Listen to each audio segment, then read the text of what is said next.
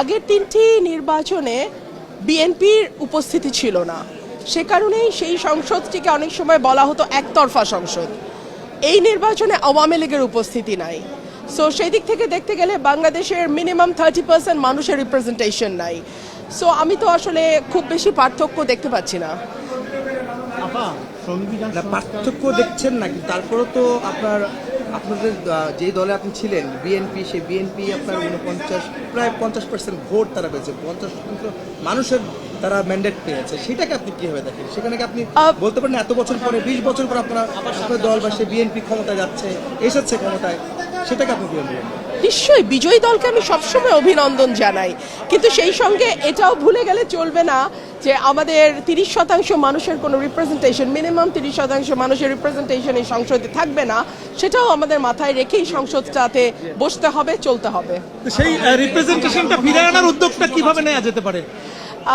দেখুন, আমি এই মুহূর্তে তো দলের কার্যক্রম নিষিদ্ধ আওয়ামী লীগের, সো তাদেরটা কিভাবে ফিরিয়ে আনা যায় সেটা তো আর আমি এখন বলতে পারবো না। তাদের নির্বাচনে অংশ নেওয়ার সুযোগ যদি দেয়া হতো তাহলে দেখা যেত মানুষের ভোটেই যদি তাদের প্রত্যাখ্যানের ব্যাপার থাকতো, মানুষ তার ভোটের মাধ্যমে জবাব দিত। মানুষের ব্যালটের প্রতি আমাদের আস্থা এত কম কেন?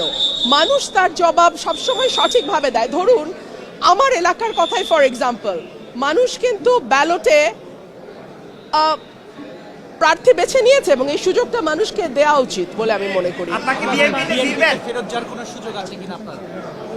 এখন পর্যন্ত না। নির্বাচনের পরে আমার সঙ্গে কোনো যোগাযোগ হয়নি। কারো যোগাযোগ করা হলে কি ফিরবেন? ঘরের মেয়ে? না, ঘরের মেয়ে মানে কি? আমি ব্রাহ্মণবাড়িয়ার মেয়ে, আমি ব্রাহ্মণবাড়িয়ায় ছিলাম, আছি, ভবিষ্যতে ব্রাহ্মণবাড়িয়াতেই থাকবো। আর বিএনপির মেয়ে হিসেবে আপনি কি বলবেন? আমি বিএনপির মেয়ে বলে কিছু নাই। আপনারা কেন যদি সবকিছুর মধ্যে আবেগকে গুলিয়ে ফেলতে পছন্দ করেন? আমি একটা দলের সমর্থক ছিলাম এবং আমি দেশ এবং মানুষের পক্ষে কথা বলেছি সেই দলের হয়ে। তারপরে আমাদের মধ্যে মতের মিল হয়নি, আমি সরে গেছি। এখানে আসলে আবেগকে নিয়ে আসবার কিছু আছে বলে আমার মনে হয় না।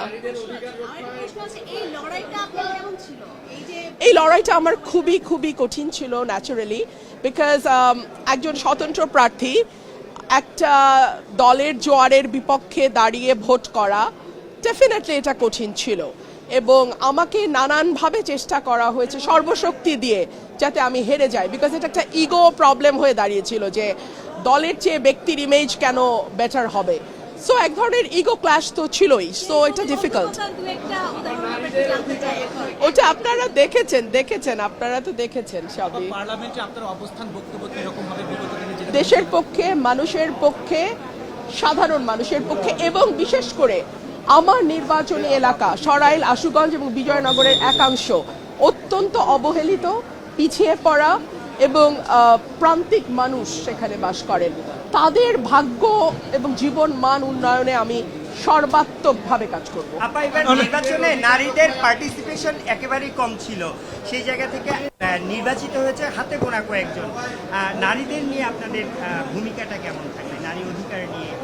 এটা তো আপনাদের উচিত বড় বড় দলের বড় বড় নেতাদের প্রশ্ন করা যে ওনারা কেন 0%, 3% এরকম করে নমিনেশন দেন। এই প্রশ্নটা বরং তাদেরকে করেন।